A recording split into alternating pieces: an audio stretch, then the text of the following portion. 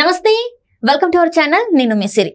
అమ్మని నాన్నని అన్ని తిట్లు తిట్టిన బొత్స సత్యనారాయణ నీకు తండ్రి లాంటి వాడా అని చెప్పేసి జగన్మోహన్ రెడ్డి గారిని అయితే షర్మిల కడిగి పారేశారు. సో ఈ అంశాన్ని మనకు వివరించడానికి మనతో పాటు ఉన్నారు ప్రముఖ రాజకీయ విశ్లేషకులు కేవీవి ప్రసాద్ గారు. నమస్కారం సార్. నమస్తే. సార్, ఇప్పుడు చూస్తున్నట్టయితే షర్మిల గారు కొన్ని ఘాటు వ్యాఖ్యలు చేశారు. అదే మామూలు వ్యాఖ్యలు చేయలేదు. జగన్మోహన్ రెడ్డి గారిని అయితే ఇట్లా కడిగి పారేశారు అనుకోవాలి. జనాలందరి ముందు తన క్వశ్చన్స్ అయితే మామూలుగా లేవు. ఏంటంటే బొత్స సత్యనారాయణ గారిని పక్కన పెట్టుకొని జగన్మోహన్ రెడ్డి గారు బొత్స సత్యనారాయణ గారు నాకు తండ్రి లాంటి వాడని చెప్పేసి అనడం జరిగింది. అయితే దీనికి షర్మిల గారు అన్న మాటలు అయితే మామూలుగా లేవు. సార్, దీన్ని అసలు ఎలా చూడాలి సార్? ఇది చాలా నీచాతి నీచం అమ్మా. ఇప్పుడు బొత్స సత్యనారాయణ గారు మాత్రమే కాదు, చాలా మంది ఈ రోజున ఆయన క్యాబినెట్ లో ఉన్న ఎమ్మెల్యేలు కానీ, ఎంపీలు కానీ, మినిస్టర్లు కానీ చాలా మంది ఒక జగన్మోహన్ రెడ్డి గారి కుటుంబ సభ్యుల్ని, వారి తండ్రి గారిని, తల్లిని, సో ఇంక్లూడింగ్ జగన్ గారిని కూడా చాలా నీచాతి నీచంగా మాట్లాడిన వ్యక్తులు ఉన్నారు. ఈవెన్ బొత్స సత్యనారాయణ గారు కూడా రాజశేఖర రెడ్డి ఒక తాగుమోతు అది ఇది అని చెప్పి, అలాగే విజయలక్ష్మి గారిని కూడా ఆవిడే చంపించిందని, అదని ఇదని ఏదో రకరకాల ప్రలాపనలు పేలారు. ఈవెన్ జగన్ కూడా చాలా రకాలుగా మాట్లాడాడు అతను. సో అసలు ఇలాంటి బిడ్డ ఎవరికి ఉండకూడదని, అదని ఇదని చాలా రకాలుగా మాట్లాడారు. సో అదేవిధంగా విడుదల రజని నోటుకొచ్చినట్టు మాట్లాడింది ఆవిడ. అలాగే ఇంకా రోజా గారు అయితే అసలు తెలుసు కదా, రోజా అసలు ఏం మాట్లాడుతుందో ఆవిడకి. ఇప్పుడు ఎటు ఉంటే అటు, ఇప్పుడు బాబు గారి పక్కన ఉన్నప్పుడేమో ఇంకా రాజశేఖర రెడ్డిని, రాజశేఖర కుటుంబాన్ని తోర్పుర పట్టింది ఆవిడ. సో ఆవిడ యొక్క పదజాలం, ఆవిడ ఎంత సంస్కారంగా మాట్లాడుతుందో మీకు బాగా తెలుసు. సో అసలు అనరాని మాటలు ఉంది. సో ఈ రోజున కేవలం పదవి కోసం, ఓట్ల కోసం ఇవన్నీ పక్కన పెట్టి, ఇప్పుడు ఇవాళ ఏదో తండ్రి లాంటి వాడు, చాలా సౌమ్యుడు, పేదవాళ్ళు, వీళ్ళకి ఏమీ లేదు అది ఇది అని చెప్తున్నాడు కదా, చెప్తూ ఉంటాడు ఆయన. సో అందరికీ అదే రికార్డు అమ్మ. పాడిందే పాటరా పాసిపళ్ళ దాసరి అన్నట్టు అందరికీ అదే రికార్డు. అది ఆడైనా మొగైనా కేవలం తండ్రి అంటాడు, లేకపోతే సోదరుడు అంటాడు, అన్న అంటాడు, లేకపోతే చెల్లి అంటాడు, అక్క అంటాడు. సో బట్ రికార్డ్ అంతా ఒకటే రికార్డ్. అక్కడ ఓన్లీ అక్కడ రిలేషన్ మాత్రం మారుతూ ఉంటుంది. సో అందరిని ఆ విధంగా సంబోధిస్తాడు. సో ఆ రోజున మరి అన్ని మాటలు అన్న వాళ్ళకి ఇప్పుడు 5 ఏళ్ల క్రితం మరి సీట్లు ఇచ్చాడు కదమ్మా. సీట్లు ఇచ్చాడు, వాళ్ళు క్యాబినెట్లో కొనసాగుతున్నారు, ఎమ్మెల్యే ఎంపీలుగా కొనసాగుతున్నారు. అతనికి కావాల్సింది కేవలం డబ్బులు, పరపతి, పదవి. సో ఏం అవసరం లేదు. నిజంగా మరి ఆవిడ చెప్పింది నిజమే కదా. ఇప్పుడు ఈ వీళ్ళు బయట వాళ్ళందరూనేమో చెల్లాయిలు, అక్కాయిలు, అన్నయ్యలు, అన్నలు, తండ్రి లాంటి వాళ్ళు అంటాడు. మరి సొంత చిన్న ఆయన అన్యాయంగా హత్యకు గురయ్యాడు. సో ఈయనే చేపించాడు అంటారు. అవినాష్ రెడ్డికి ఈయన ప్రోద్బలం లేకుండా అవినాష్కి అంత ధైర్యం లేదంటారు. సో మరి అక్కడ సొంత తండ్రి తర్వాత తండ్రి లాంటాడు కదా. సో వాళ్ళు అక్కడ మరి వాగ్వరసలు అవసరం లేదు. అక్కడ మాత్రం ఆ వాత్సల్యం చూపించాడు. అలాగే సొంత చెల్లాయి నీ కోసం నువ్వు జైల్లో ఉన్నప్పుడు ఆవిడ అన్న వదులను బాను అని చెప్పి ఊరూరా తిరిగి ఎంత కష్టపడిందో, పార్టీని ఎలా ఏ విధంగా నిలబెట్టిందో ప్రతి ఒక్కరికే తెలుసు. సో కనీసం అన్నిసార్లు నువ్వు లాస్ట్ ఎలక్షన్, మన 2019 ఎలక్షన్ కూడా నీ గురించి ఎంతో కష్టపడింది. సో కనీసం ఆడపడుచు ఆవిడకి రావాల్సిన వాటాను అడిగితే నువ్వు గొంతు నులిమి ఆ తడేపల్లి ప్యాలెస్లో నువ్వు చేయి చేసుకున్నావని చెప్పి ఆవిడే స్వయంగా చెబుతుంది. ఆస్తి ఇవ్వలేదు. సో ఈ విధంగా ఒక పక్కనేమో సొంత చిన్నాయన కూతురు న్యాయం చేయన్నా అంటుంటేనేమో ఆవిడ గురించి పట్టించుకుంటలేదు.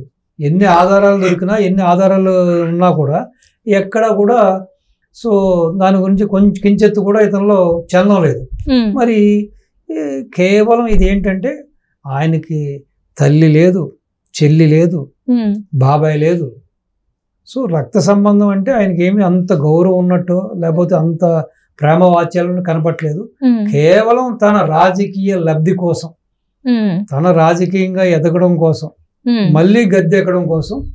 సో వాళ్ళు ఎన్ని తిట్లు తిట్టినా, తన కుటుంబాన్ని ఎంత తూర్పుర పట్టినా, సో వాళ్ళని మళ్ళీ చక్కటి వరసలతోటి హక్కును చేర్చుకుంటున్నాడు ఆయన. అంటే ఇక్కడ చూస్తుంటే షర్మిల గారు ఇంకొన్ని వ్యాఖ్యలు కూడా చేశారు. ఏంటంటే జగన్మోహన్ రెడ్డి గారు క్యాబిన్ లో ఉంది మొత్తం కూడా రాజశేఖర రెడ్డి గారిని తిట్టిన వాళ్ళే అని. మొత్తం ఆయన మంత్రి కేడర్లో ఉంది కూడా. వాళ్ళందరూ కూడా తిట్టింది ఎవరంటే అప్పుడు రాజశేఖర్ గారు బతుకున్నప్పుడు ఎవరైతే ఎంతమంది తిట్టారో వాళ్ళని సపోర్ట్ చేస్తూ ఆయన క్యాబినెట్ లో కూర్చోబెట్టాడు. ఇది ఎక్కడి ఇది అని చెప్పేసి తను క్వశ్చన్ చేస్తుంది.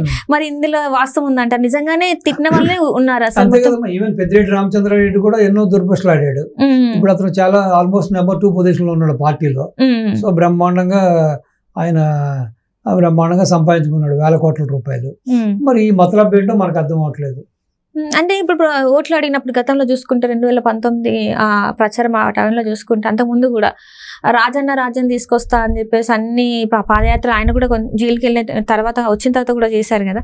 సో ఆ టైంలోనేమో నేను రాజన్న పాలన తీసుకొస్తా, మీ బిడ్డని, నా అక్క చెల్లెళ్ళు, నా అన్న తమ్ముళ్ళు, నా ఎస్సీలు, నా బీసీలు అని చెప్పేసి మాట్లాడిన ఈ ముఖ్యమంత్రి మరి ఈ రోజు అవన్నీ మర్చిపోయారు? తను చేసిన వాగ్దానాలన్నీ మర్చిపోయినట్టేనా? అన్ని మర్చిపోయినట్టే కదమ్మా, అన్ని మర్చిపోయాయి కదా. ఇప్పుడు కేవలం ఏంటంటే ఏ విధంగా అయినా సరే గద్దెనెక్కాలి. సో తన దగ్గర మితిమీరిన సంపద చేరిపోయింది. సో ఎలాగైనా సరే ఈ సంపదతోటి ఉన్న డబ్బులతోటి నేను ఓట్లు కొనుక్కుంటాను, జనాలను కొనుక్కుంటానని ఒకే ఒక ఆయనకున్న నమ్మకం, ఆయుధం ఆ డబ్బే. ఇంక వేరే ఏమి లేదు. No sentiments, no sister, no father, no mother. So mother వెళ్ళిపోయింది కదా చక్కగా, ఎందుకన్నా మంచిదని సేఫ్గా వెళ్ళిపోయింది ఆవిడ. ఎందుకంటే ఇతను ఎప్పుడు ఏ డిసిషన్ తీసుకుంటాడో తెలియదు. ఇప్పుడు రాజకీయంగా తను ఎదగడానికి, రాజకీయంగా మళ్ళీ నిలదొక్కుకోవడానికి, అధికారంలోకి రావడానికి ఎంతటి దురాగతానికైనా సరే ఇతను వెనుకాడడం అనేది సత్యం. ఇప్పుడు మనం కంటిన్యూస్గా ఎన్ని ఇన్సిడెంట్లు చూసాం కాబట్టి. సో కోడికత్తి కాడి నుంచి, బాబాయ్ హత్య కాడి నుంచి, తండ్రి చనిపోయినప్పుడు ఆ యొక్క డ్రామా శవరాజకీయం కాడి నుంచి అన్నీ చూసాం. సో మొన్న గులకరాయి, సో కంకర్రాయి ఏదో ఉంది కదా. సో ఇవన్నీ చూసినప్పుడు ఏంటంటే తనకి ఇంకా ఏ విధంగానూ నో సెంటిమెంట్స్. సో కాబట్టి జనం కూడా చాలా జాగ్రత్తగా ఉన్నారు. ఆవిడ జాగ్రత్తగా మనవడి దగ్గరికి వెళ్ళిపోయి ఆవిడ సేఫ్గా అమెరికాలో ఉన్నారు ఆవిడ. సో అది అంటే ఇప్పుడు షర్మిల గారు చేసే ప్రతి వ్యాఖ్య కూడా అందులో నిజమే ఉందంటారు. అక్షర సత్యం అమ్మ. ఇప్పుడు ఏదైతే ఇప్పుడు మాట్లాడిందో సో అది అక్షర సత్యమే కదా. వీళ్ళందరూ దుర్భాషలు ఆడినోళ్లే కదా. ఎవరైతే తన తండ్రిని, తన కుటుంబాన్ని దుర్భాషలు ఆడారో సో వాళ్లే కదా ఇప్పుడు జస్ట్ జగన్మోహన్ రెడ్డికి చాలా చేరువలో ఉన్న వ్యక్తులు, దగ్గరగా, అతి దగ్గరగా, అతి మంచి కీలకమైన పదవుల్లో ఉన్నవాళ్ళు వాళ్లే కదా. మరి దాంట్లో ఎటువంటి సందేహం లేదు. అంటే ఇప్పుడు వీళ్ళందరూ అప్పుడు తిట్టిన వాళ్ళని దగ్గర తీశారు. ఇంత చేసిన నాకు కానీ, సునీతకి కానీ, సొంత తల్లికి కానీ తను ఏం చేయలేదు అన్నట్టుగా తను చెప్పుకుంటూ వచ్చింది. అసలు ఎందుకు మరి ఆస్తిలో వాటా ఇవ్వడానికి ముందుకు రాలేదంటారు? అంటే ఇది ఏమి జగన్మోహన్ రెడ్డి గారి సంపాదించిన ఆస్తి కాదని అందరికీ తెలుసు. అది రాజశేఖర రెడ్డి గారి ఆస్తి. వారసులుగా ఇద్దరికి సమాన హక్కులు ఉంటాయి. కూతురికి కానీ కొడుకు కానీ సమాన హక్కులు ఉంటాయి. ఎందుకు మరి ఇక్కడ షర్మిల గారితో ఈ విభేదాలు, ఆ తర్వాత షర్మిల గారు తెలంగాణకి రావడం, మళ్ళీ అక్కడికి వెళ్ళి కాంగ్రెస్ పార్టీ పెట్టడం, ఇదంతా అసలు ఎలా చూడాలి సార్? అంటే సన్నిహితంగా ఉండేవాళ్ళు ఏం చెబుతున్నారంటే, జగన్మోహన్ రెడ్డికి అతి సన్నిహితంగా ఉండేవాళ్ళు, రోజు అతనితో కాంటాక్ట్లో ఉండేవాళ్ళు ఏం చెబుతున్నారంటే, అతని వాదన ఏంటంటే 2004లో మా పరిస్థితి చాలా బోటాబోటీ పరిస్థితి, మాకు ఎటువంటి యొక్క ఆస్తులు కానీ సంపాదన కానీ లేదు. ఇది ఆ రోజు ఇల్లు కూడా అమ్ముకున్నాం మేము బతకడం కోసం. ఎంత కూడా నా కష్టాజితం, నేను నా తండ్రిని అడ్డం పెట్టుకుని నేను రిస్క్ తీసుకుని సంపాదించుకున్నా కాబట్టి నేను ఎందుకు ఆస్తులు ఇవ్వాలనేది ఒక వాదం. సో ఆ వాదన వల్ల తను ఇవ్వట్లేదు అనేది సో సన్నిహితంగా ఉండేవాళ్ళు చెప్పే మాట. అంటే ఈ ఆస్తి అంతా తన కష్టజితం అంటే అందరి దగ్గర లాక్కున్న ఆస్తులే కదా సార్. అంటే ఏదైనా మరి ఇప్పుడు ఎవడైనా ఇప్పుడు ఒక కన్నం వేస్తే, ఎవరిదో జోబు కొట్టేస్తే, ఏదో నేను కష్టపడి జోబు కొట్టేశాను, కష్టపడి జోబు కత్తిరించాను, ఇది నాదే అని చెప్పుకుంటాడు కదా. ఇదే విధంగా ఈయన కూడా చెప్పుకుంటున్నాడు.